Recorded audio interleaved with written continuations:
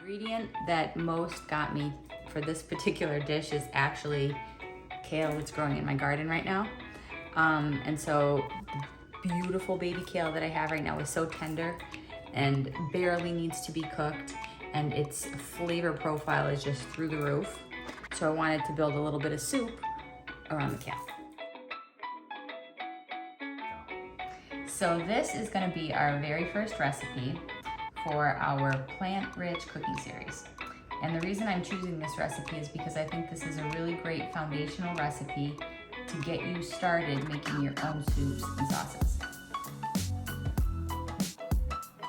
I'm not trying to create like a French influence to soup base. What we're trying to do here is create more of an umami soup base, and that just essentially means that it just appeals to all parts of the palate. It's like a universal vegetable base that has the flavor element is very all-encompassing and savory.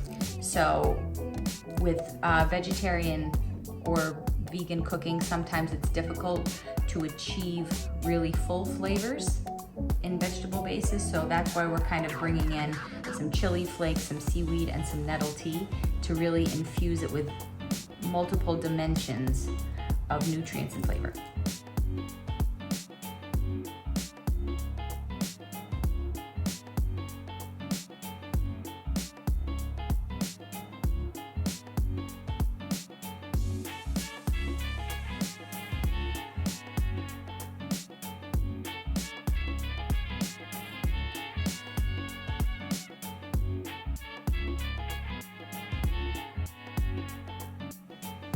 So, I mean, this canister is great because you can make like individual smoothies out of it, but I love it for grinding, spices and some teas. So that there, I mean, that's pure flavor.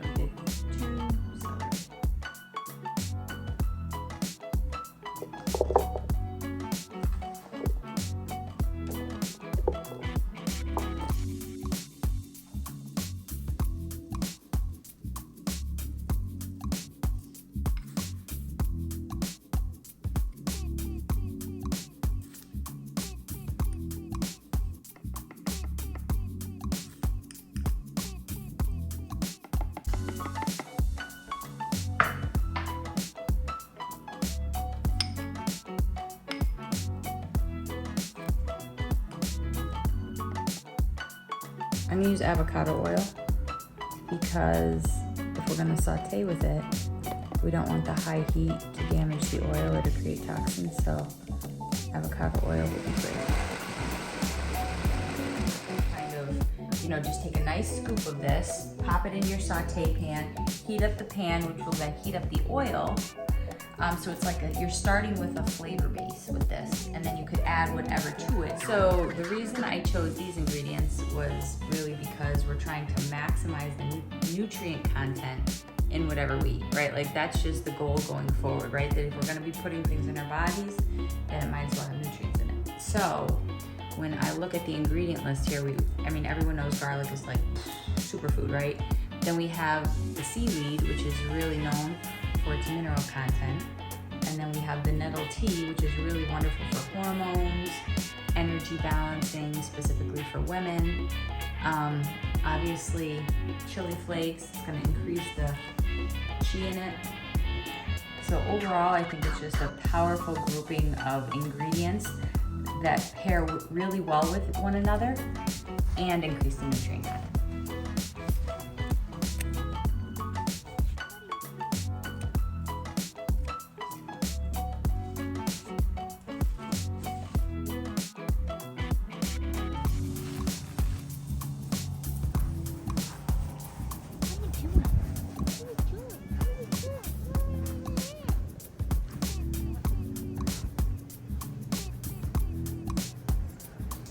I'm using greens from the garden, right? You can use whatever greens you enjoy. So if you enjoy baby spinach, use baby spinach.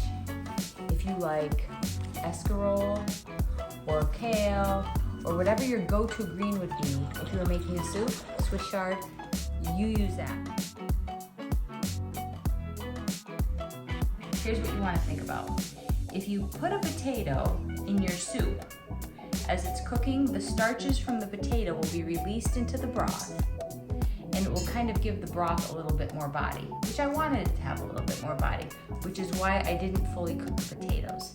However, if you're coming home from work late and you want to be able to throw this together 1, 2, 3, just have your potatoes in the fridge, cold, ready to go, and you simply dice them up. You add your base, your water, your potatoes, whatever other ingredients, turn the pot on, let it cook, and it's good.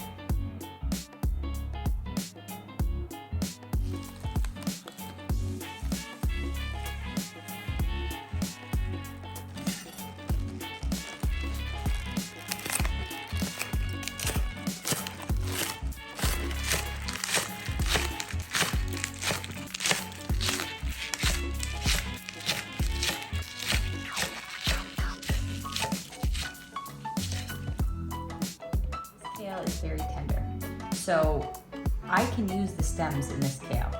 However, if you're getting kale from the grocery store, it might be pretty fibrous. So in that situation, hold on to the stem and just kind of like pull it off like that. And then you have your stem separated from the rest of your greens. I'm just gonna roll it like that. This is just gonna allow us to simply cut it into like a nice chiffonade.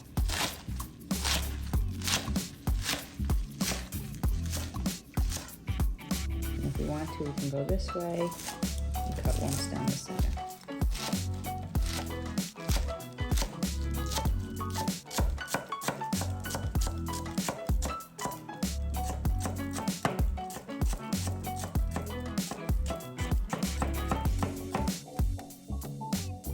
Okay, last but not least is the zucchini from our garden, right?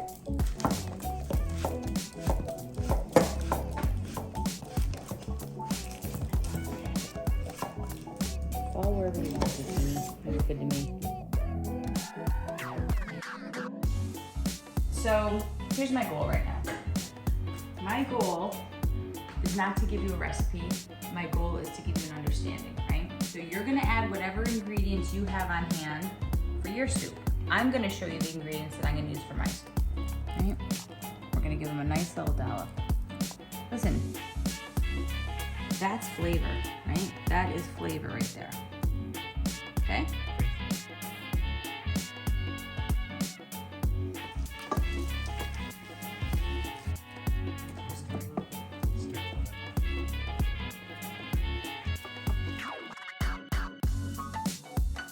Put in our potatoes.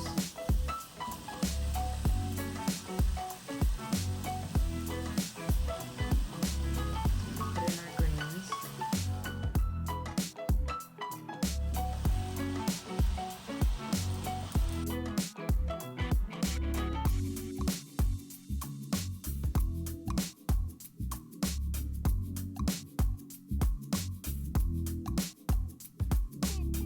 More beans in there.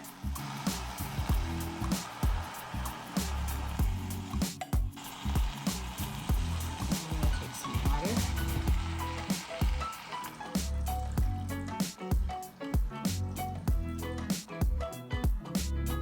Okay, so the beauty of the potatoes and the beans here is that the potatoes and the beans are gonna add just enough starch to the broth of the soup so that it has some body. You can taste a texture as opposed to just a liquid. It's not even cooked yet, and the broth is delicious.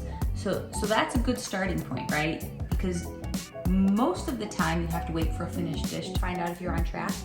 But because we already know that the broth is delicious, and now we have beans, greens, scallions, potatoes, and then we're gonna add a little bit of zucchini as well, and that's all gonna cook together and add its own levels of flavor, we're on a good track here.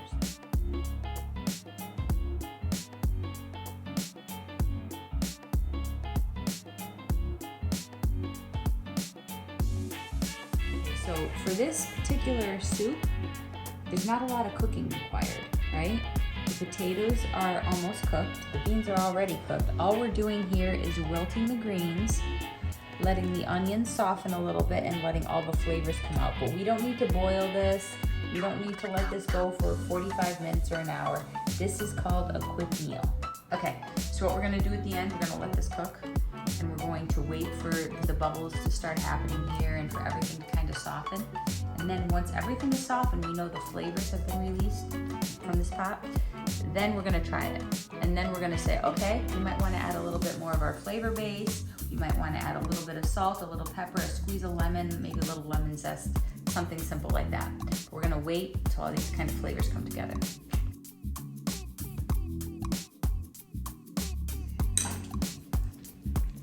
Okay, now what I'm gonna do is I just wanna kind of get a feel for where my broth is at. Right, so I'm gonna give the broth a little taste. I'm gonna see if we might wanna add a little bit more of our flavor base.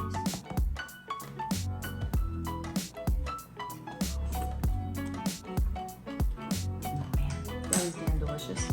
I'm gonna add a little bit more. Why not, right? Let's do about this much more. I'm gonna do a little more. Ready? Oh man, it's so good. I think I want one more.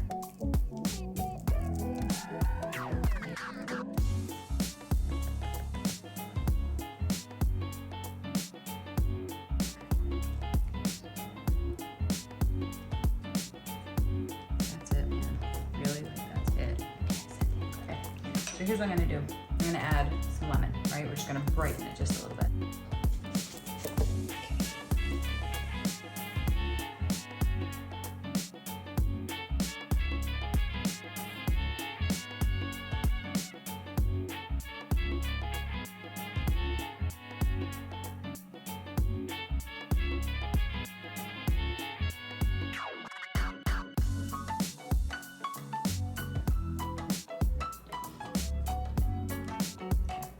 One more half a lemon.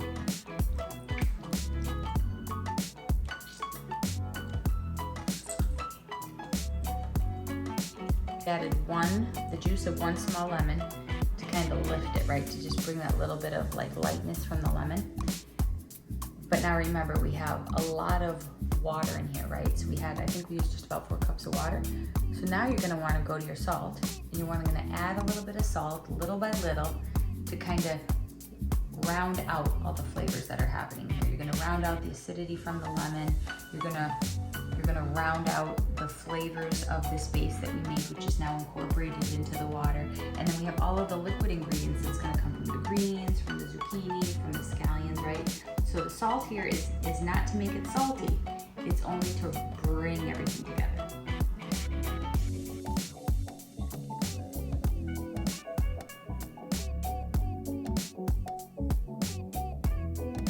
We're just gonna add a little bit of pepper too.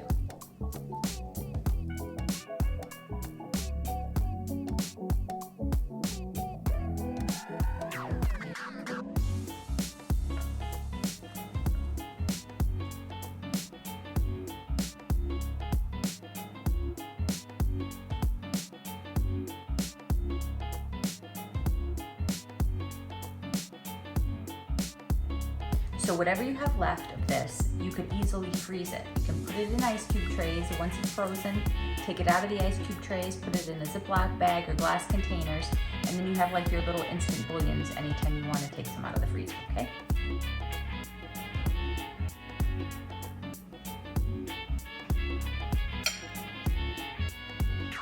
That tastes like your body would say thank you.